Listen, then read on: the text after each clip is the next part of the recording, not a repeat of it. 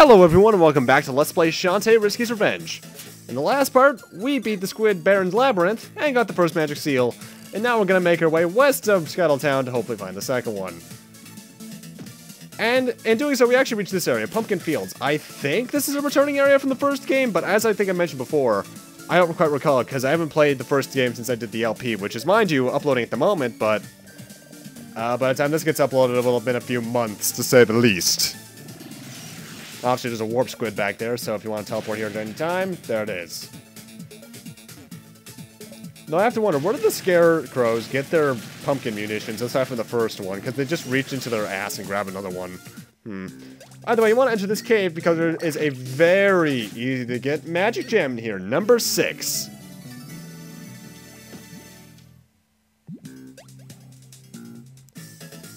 And you could have come over here earlier, but obviously, until you got the monkey, you wouldn't be able to progress past that. Also, is there any way to avoid that pumpkin? I don't think so.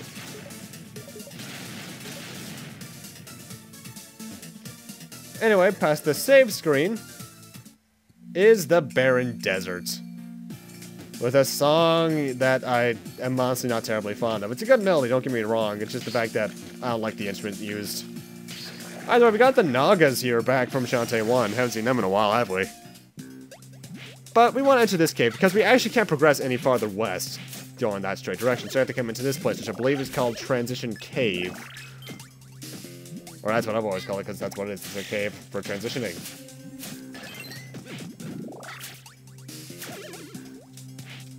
Also, if it's not entirely obvious, the underground theme is a remix of Shantae 1's. Nice touch. Then again, I like it when they remix songs that you wouldn't expect them to, like, Pirate's Curse actually does something similar to that. And I love it whenever certain songs from previous Final Fantasy games get remixed into future ones, like, the Golden Saucer remix of Final Fantasy 14 is great. And also, I need to find an excuse to start playing that game. Because I'm obviously a big Final Fantasy nerd, so a surprisingly decent-looking MMO is out, and I'm wondering, should I? I need money first, though. Either way, welcome to the Desert Pass. This is just a general little cave area that allows you to... I just bumped my mic, sorry about that. Allows you to get to new areas you weren't able to before in the desert. Now, I've mentioned the map system before, and while I admit it is honestly complete and total crap, you can get at least a decent amount of idea of where you're going based off that. And these guys look different. Welcome to the Ammo Baron's camp. Obviously, we have the deed to give to the guy here, so we need to give it to him. He's in this house right here, but first we want to go over here to get this another easy-to-get magic gem number 7. So, let's go talk to the big guy himself. Wow, you only have one eye. Nice. Kablooey! Who are you, kapow? The Ammo Baron doesn't need another girlfriend. Bourgeois! Your hat is so adorable. What he does need is that run-down rat's whole Scuttletown. It's the perfect staging ground for my new campaign. My men will march across the land like 2 tons of tactical tin toy terror. Rat-a-tat. Hey, that's my home you're talking about. Hold up, girly girl. You got something for the Ammo Baron or not? Ammo Baron hasn't got all day. Yeah, I do. Yeehaw! Blamity blue. I knew that old coot would knuckle under. I've got the deed to Scuttletown. That makes the new mayor me. The Ammo Baron. Click, clack, wait for it. Kaboosh! Yeah, well, about that. All my friends live in Scuttletown, and we're pretty happy with the way the things they are. Don't you worry about a thing, sweetheart. We're all family now. In fact, to be as the new mayor, that makes you my official citizen. Put her there, soldier. And we got a passport. Yeah, okay. What's this? That there's your official Ammo Town passport and activity book. What's Ammo Town? It's your town's new name. New mayor, new name. But don't worry. So now you're my gal. And I'm your official lordship. Why don't you enlist into my private army? We haven't got an open-air shower. Splash, splash. No thanks. I've got a business to attend to, far to the right of here. Wee-oo! Boom! Shot down. Okay, sister, I'll get you. You look like a spry young thing. Why not train that bot in my private battle tower? It's citizens only, and it's ladies' night. Battle tower? Sure, you can't miss it. Just flash them your passport.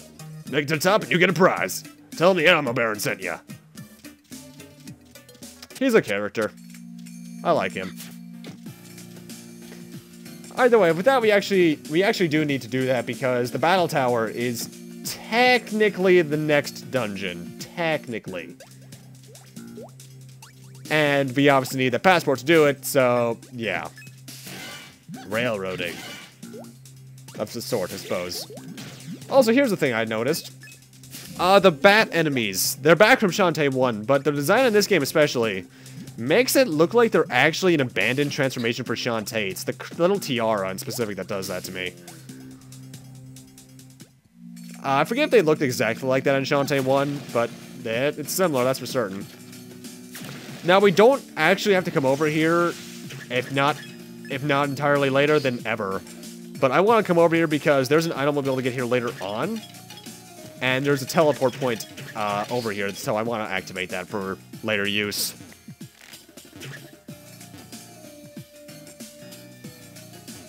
There you are.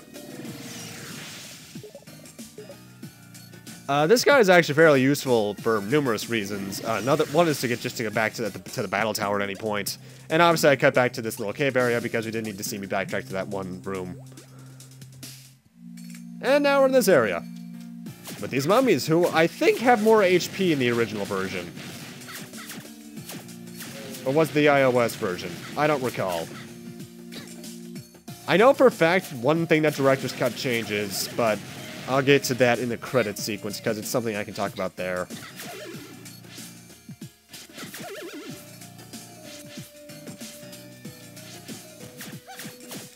These mummies, honestly, can be kind of dangerous for one reason only. Not only do they hurt, they knock you back a good amount, which can knock you into pits. And that's me using a potion because I can. Because, honestly, first off, health potions in this game are very useful. Because a lot of enemies do a surprisingly high amount of damage. And I lost my train of thought. Great. Either way, here's the battle tower. Well, hello there. Name's Barracuda Joe, and this here's the battle tower. You got a passport? Yep. Battle tower rules are simple. Enter fees 20 gems. Clock starts when you pass through that door. Beat the clock, and you win. Also, a lot of folks die trying, so hope you save first. You sure you're ready? Yes. Okay, you're ready to go. Knock him dead. And welcome to the second dungeon, the Battle Tower. You have a time limit of 3 minutes, and if that runs out, you have to start the entire thing over again. And if you die, you are sent back to the previous save point, so do save before doing it. However, in between each floor, I think there's, I forget how many floors there are, I think there's 10 total, maybe 15. You do get these rooms, which actually allow you to restore a total of 30 seconds. So if you do it right, you should never run low. However, it's in here that one little weird programming quirk, I'm not sure if it's a bug or if it's intentional, is very apparent. If you hit an enemy the frame they're first available to be hit, they die. Well, not quite die. It does a shitload of damage. Kills most enemies, but things like the knights, they'll survive it. So I'm assuming it does like 4 or 5 hits worth of damage for some reason. I don't know why, but if you use especially the super pike ball, it becomes very apparent here of all places. Which, by the way, the upgraded pike balls are amazing. I prefer the third one overall, just due to the pure amount of hits it allows you to get, but if you want more hits per your magic, the secondary one, which is the one I have equipped right now, is the way to go.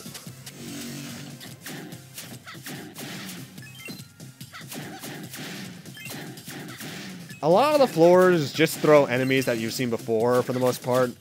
Some of them you may not have seen if you hadn't gone through certain routes, like the archers we just saw on the last floor. They didn't show up unless you went down the route I went down to get to the warp room, I believe, at this point. I believe, unless I just wasn't paying attention earlier this part. Which is very possible, don't get me wrong. Now, I'm gonna tell you right now, technically, after completing it the one time for the plot, you can re-challenge the battle tower at any time. The first time, you recomplete it, gets you a magic gem, which I'm going to do immediately after this. I'll actually show me getting the magic gem at the very end of the part.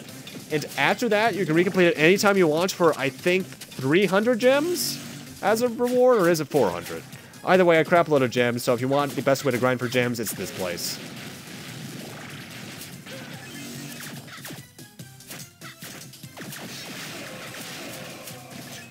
Honestly, the hardest enemies to kill are the Dark Nuts, or Iron Knuckles, actually, that's what they're supposed to be. Dark Nuts for Zelda 1, Iron Knuckles for Zelda 2. But even then, they're not terribly hard.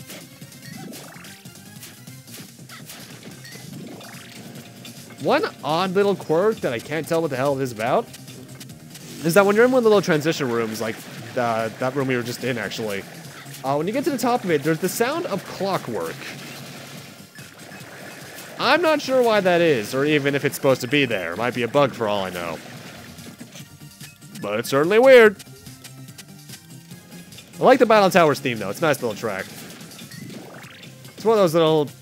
I'm not sure how to describe the song. It's one that definitely pumps you up for the action you're going through and want to beat the time quickly. Though, honestly, when it comes to beating a timer quickly, the song that'll always get me the most pumped up is probably Ridley's theme. Because that is really good for self-destruct sequences.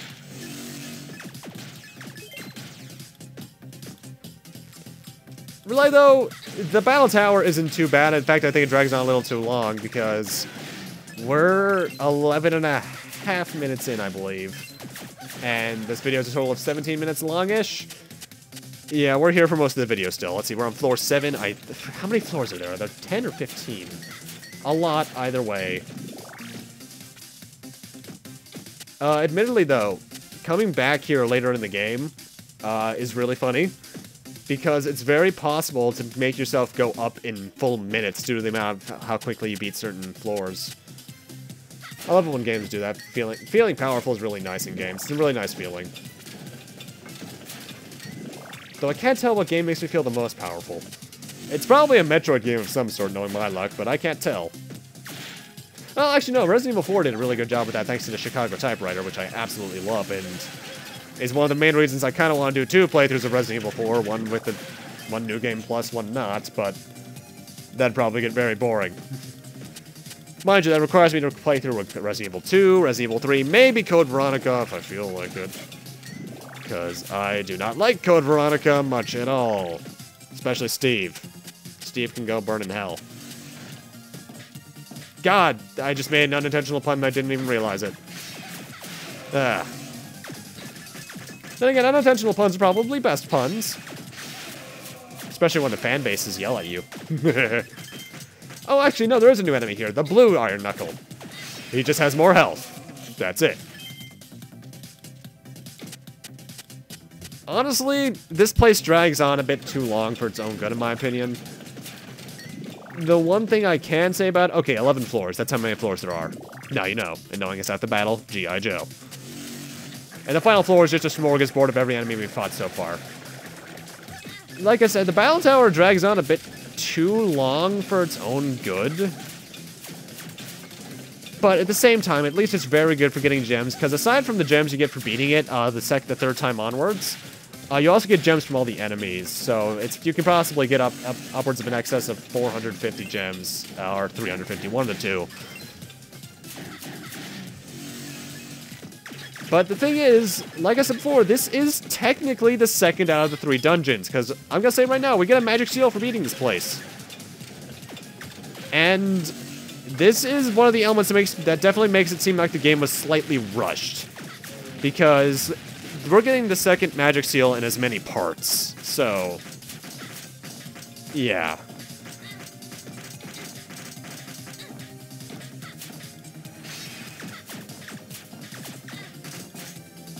And wow, I hate these blue Iron Knuckles. You know what it is? It's because I'm so used to saying Dark Nuts, thanks to them pretty much being in almost every single Zelda game, aside from more so than Iron Knuckles, actually. And we did it. As far as I'm aware, there is no extra reward for beating your previous time. It's just like time attack mode. You do it for your own personal satisfaction.